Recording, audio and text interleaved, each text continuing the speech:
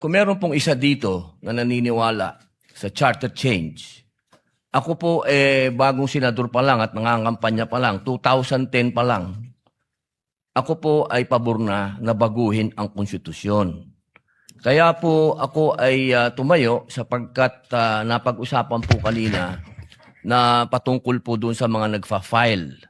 19th Congress, 20th Congress, may pina-file po ako. Con, CONAS, ganyan. Kaya po ako, noong tayo po ay naging minority na, nung sila na po naging majority, bago pa lang po ako maging minority, ibinigay ko na po ito kay Senator Kiko Pangilinan. At siya nga po ang naging chairman nito. At ngayon po na bumalik sa akin, gusto ko pong sabihin sa lahat na hindi pa rin po nagbabago ang aking intensyon na paghiringan ito. At katunayan, nangyari po itong ganap na ito. Ako na po ang pinakamasayang tao dito dahil napag-usapan po ang charter change. Inuulit ko po, ako po ay pabor dyan.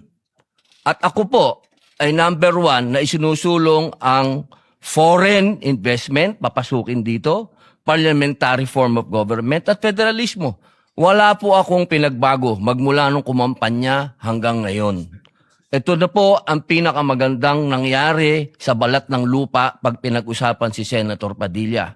At sana po, mga ginoong at ginang, napakaganda po ng nangyari na nag-uusap tayo dito sa plenaryo.